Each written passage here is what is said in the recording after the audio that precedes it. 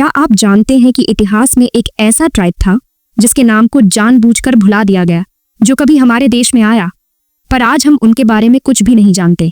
तो क्या आप तैयार हैं उस सीक्रेट स्टोरी को जानने के लिए जो स्कूल की किताबों में कभी नहीं पढ़ाई गई? Welcome to my channel. मैं हूं ऋतु प्रिया और आप देख रहे हैं वर्ल्ड फैक्ट्स।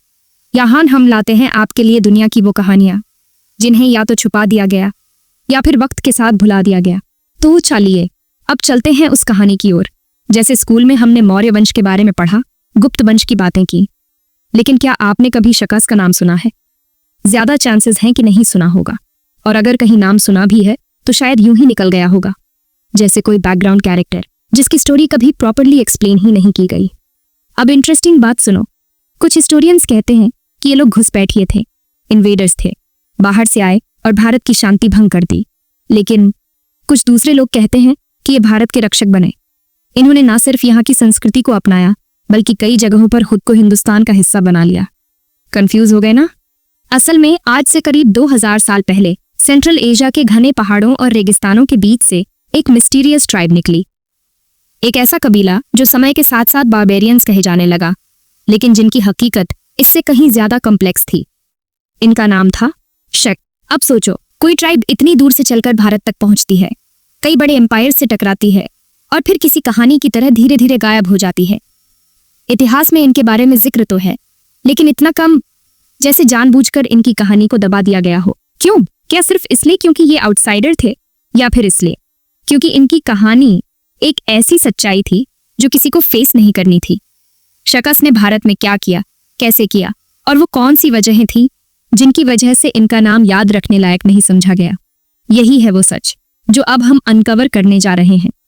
ये सिर्फ एक फॉरगॉटन ट्राइब की बात नहीं है, ये उस मिसिंग पजल की तलाश है जो शायद भारत के इतिहास का पूरा चेहरा बदल सकती है।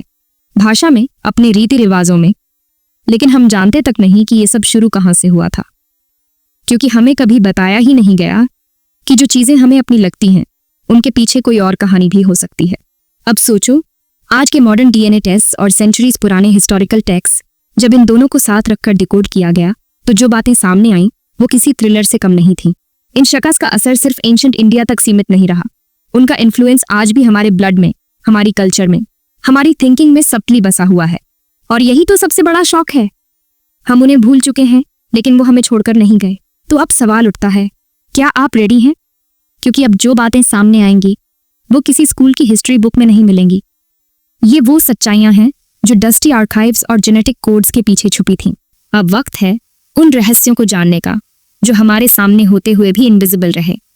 शकस कौन थे, वो यहाँ कैसे पहुंचे, और उन्होंने ऐसा क्या किया कि उनकी लेगेसी आज भी हमारे साथ है? ये सब रिवील होने वाला है, बिल्कुल लेयर बाय लेयर। बस इसी रहस्यमयी सफर की ये है शुरुआत, उनके नाम से। शका, ये शब्द सुनने में जितना छोटा है, इसके पीछे की हिस्ट्री उतनी ही बड़ी और घुमावदार है। सबसे पहले इसका जिक्र मिलता है एंशिएंट आयरेनियन रिकॉर्ड्स में, जहां इन्हें साका कहा गया है। अब दिलचस्प बात यह है कि उस वक्त ये नाम किसी एक जाति या रेस के लिए नहीं था, बल्कि उन सारे ट्राइब्स के लिए यूज होता था जो सेंट्रल एशिया के उत्तर और पूर्व में रहते थे और जिनकी जिंदगी नोमैडिक यानी घुमक्कड़ थी।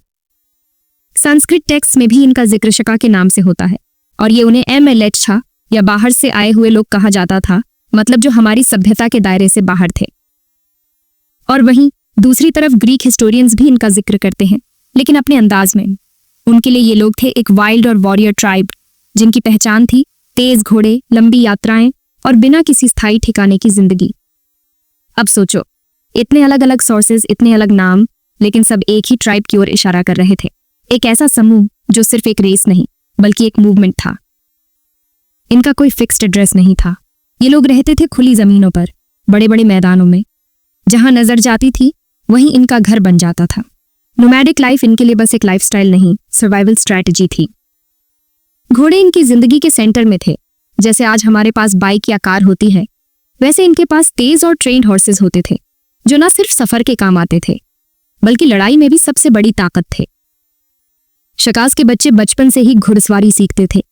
तीर चलाना, भाला फेंकना, तेजी से कैंप शिफ्ट करना, ये सब उनके लिए रोजमर्रा की बात थी। इनके पास कोई लग्जरी नहीं थी, कोई पैलेस नहीं, कोई शहर नहीं, सिर्फ टेंट, हथियार और तेजी से बदलती हवा की दिशा। वो चलते थे हमेशा ग्रुप में, पूरा ट्राइब एक साथ। किसी जगह ज्यादा समय रुकना उन्हें पसंद नहीं था। ये लोग शिकारी भी थे और कुछ हद तक पास्टोरलिस्ट्स यानी जानवर पालने वाले भी। उनके पास बड़े बड़े भेड़ों और बकरियों के झुंड होते थे और जहां हरियाली दिखती थी वहीं कुछ दिन रुक जाते थे। लेकिन सबसे इंटरेस्टिंग बात यह है, उनका कोई परमानेंट लीडर नहीं होता था। अलग अलग क्लैन्स होते थे और हर क्लैन की अपनी पहचान। यानी ये लोग एक ऑर्गेनाइज्ड एम्पायर नहीं थे, लेकिन फिर भी इतने कोऑर्डिनेटेड थे कि पूरी दुनिया इन्हें एक डर के नाम से जानती थी। उनकी रेप्यूटेशन थी तेज, अनप्रेडिक्टेबल और खतरनाक। और शायद यही वजह थी कि बड़े बड़े सेटल्ड एम्पायर्स जैसे कि पर्शियन, ग्रीक और बाद में इंडियन डायनेस्टीज इनसे डरते थे। ये कोई ऐसा खतरा नहीं था जो सामने खड़ा हो और खत्म हो जाए। ये तो हवा की तरह आते थे, आग की तरह फैलते थे और फिर कहीं खो जाते थे।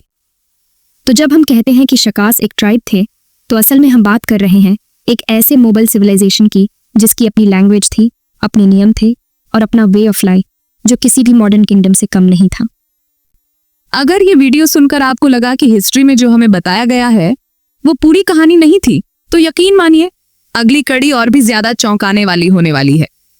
जब शकास ने इंडिया में एंट्री ली तो सब कुछ बदल गया। अगली वीडियो में जानेंगे उनके पहले टकराव और कैसे उनका सामना हुआ इंडियन डायनेस्टीज से। लिंक डिस्क्रिप्शन में है, एक बार जरूर देखना। और अगर ये कहानी सुनते हुए आपको कुछ नया जानने को मिला हो तो बस लाइक कर दो, किसी दोस्त के साथ शेयर कर दो, सब्सक्राइब जरूर करना ताकि अगली एपिसोड मिस न हो जाए। और कमेंट करके बताओ आपके हिसाब से शकास घुसपैठिए थे या बदलाव लाने वाले।